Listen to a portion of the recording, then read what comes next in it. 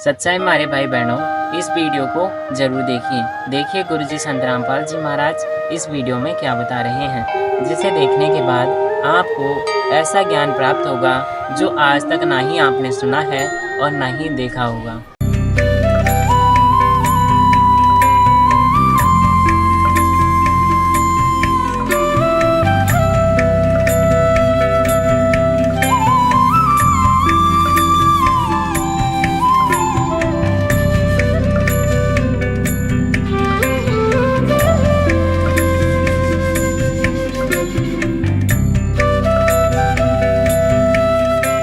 एक भक्त आया महाराष्ट्र का।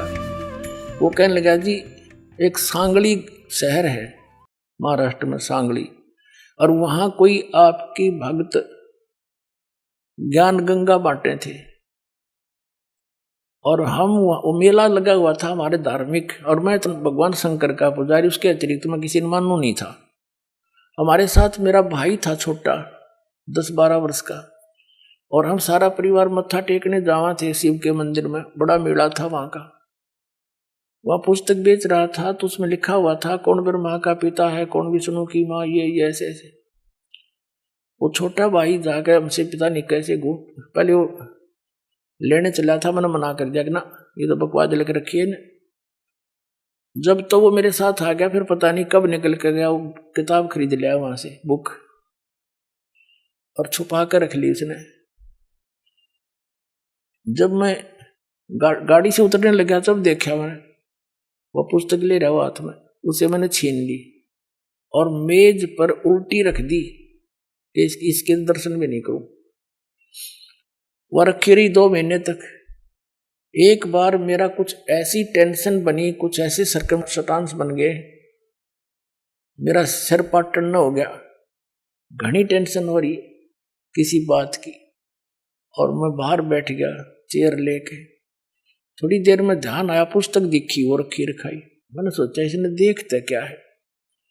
मैं लगा उस पुस्तक को पढ़ने। वो मेरी तो टेंशन मतलब याद भी कोई ना कचकित गई, और 3 दिन कंटिन्यूस पढ़ी। अरे सह परिवार लेकर आ गया परमात्मा का बच्चा, सारे परिवार को।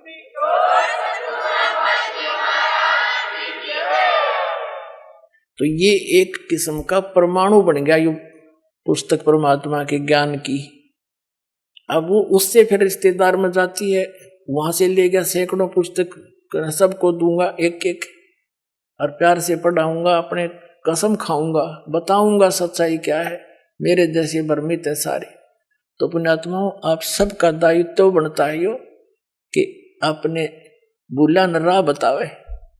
और पहले जब बताना, जब आपका विश्वास हो जाए कि दास सच्ची कह रहा है, ना भूल के भी इसका जिक्र ना करना जब तक आपका विश्वास ना हो।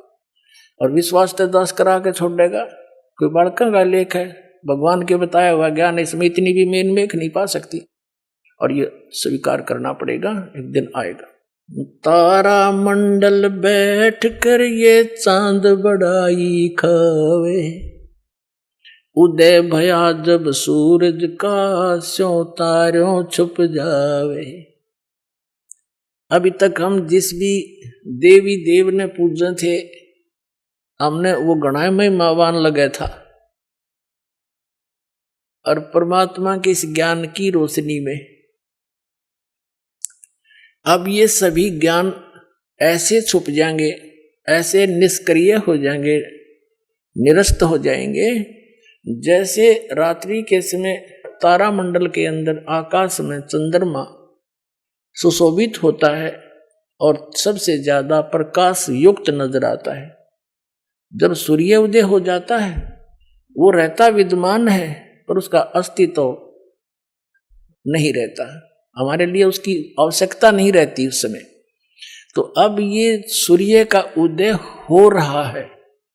अभी तो ये समझ लो वो देसी भाषा में झोड़ बोड़ा सा ही है, यानी थोड़ा सा वो सूर्य उदय होने से थोड़ा सा पहले रोशनी होती है। अभी तो इतना ही होया है यो। अरे देखना जो शिखर में होगा सूर्य, पूरे विश्व में ज्ञान हो जाएगा ये, पूरे विश्व में।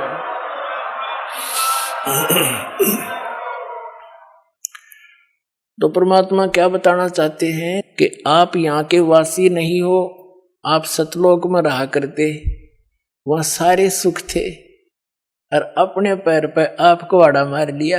ये दास एक जूनियर इंजीनियर था इसमें कंस्ट्रक्शन सिविल के अंदर हरियाणा में इरिगेशन डिपार्टमेंट।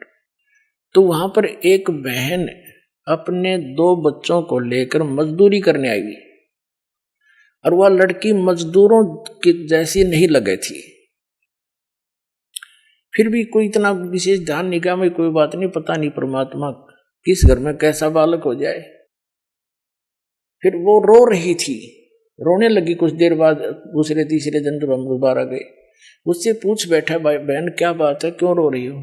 वहीं पर और कई मजदूर बैठे थे, बेलदार वगैरह, उनकी पत्नियां थी।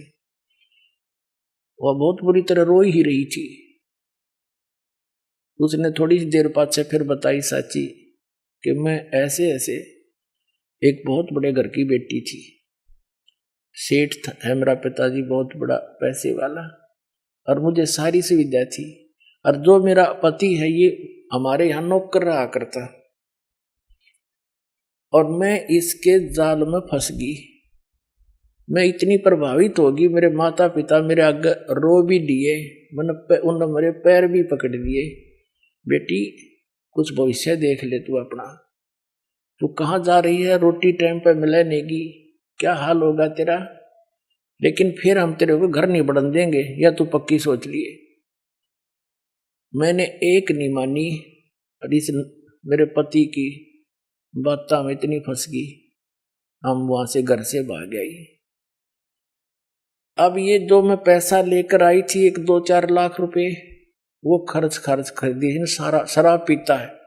अब मैं मजदूरी करती हूँ और वो मेरे पैसों से शराब पीता है, और बोल लूँ तो मैंने रोज कूटे। अब कोई मेरा वाली वारस रहा नहीं कि तो मैं दुख रोज दूं जाके, मैंने अपने पैर पे आपको आड़ा मार रखे। तो पुण्यात्माओं, आज आपकी वो दशा है, आप उस समर्थ ने छोड़ के इस कंगाल के साथ आ गए, और यहाँ हर एक चीज का टोटा, समय पर टूक नहीं, वर्षा हो जा 2 दाने हो जा, ना भूखे मर जा, काल गिर जा। उस समर्थ को, उस स्थान को छोड़कर आप यहाँ भिखारी बन गए, और वहां सदा व्रत था, यहाँ टाइम पर टूक नहीं मिल रहा। 90% व्यक्ति दुखी है, यहाँ 90% हैंड टू माउथ है,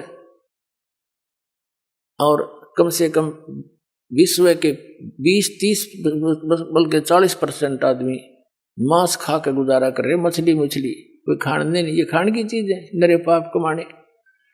तो कहने का भाव ये है पुण्यात्माओं, हम गलत स्थान पाएंगे, या वह वस्तु है ही नहीं जो हमने, जिसकी हमें आवश्यकता है, अति आवश्यकता है। किस किस चीज की आवश्यकता है? तो मृत्यु नहीं होनी चाहिए। अगर हमारी मृत्यु ना हो, हम फिर भी से ढीठ हो रहे हैं, कोई दिक्कत नहीं, तो हाथ भी कट जाए, पाँव भी कट जाए, मृत्यु ना होनी चाहिए। अरिया भी कंपलसरी। दूसरा, बुढ़ापा नहीं होना चाहिए, कोई वृद्ध होना पसंद नहीं करता, सारे होंगे। फिर आप देख रहे हो जहाँ सारी सुविधा चाहिए, बड़ी कोठी, सबकी इच्छा है बड़ी कोठी हो, कार हो, पार्क हो, डली हो, सरोवर हो स्नान करने, तो ये सुविधाएं आप यहाँ खोज रहे हो जहाँ 7 जन्म भी 100 असंख्य जन्म नहीं पा सकते आपको। ये सतलोक में है, आपकी ज्यों की त्यों रखी है, वहां आपका सारा सामान सुरक्षित है। लेकिन आपकी बुद्धि कद सेट होएगी जिस दिन आपकी बुद्धि यहां से इस ज्ञान से हटेगी। ये ना सोचना दास कोई एक लोक वेद दंत कथा सुना रहा है या किसी डोम बाट की गाई हुई कथा सुना रहा है, ये तो वो वचन सुना रहा है जो परमात्मा ने स्वयं अपने घर का भेद दिया करके, और जिन महापुरुषों को साथ ले गए फिर वापस छोड़ा, उन्होंने इसलिए छोड़ा था कि ये मेरे गवाह बन जाए, फिर बाद में मेरे बच्चों को गवाही दे जाए कि सचमुच कबीर इज गॉड, कबीर परमात्मा है, और सतलोक में ये सारे सुख हैं।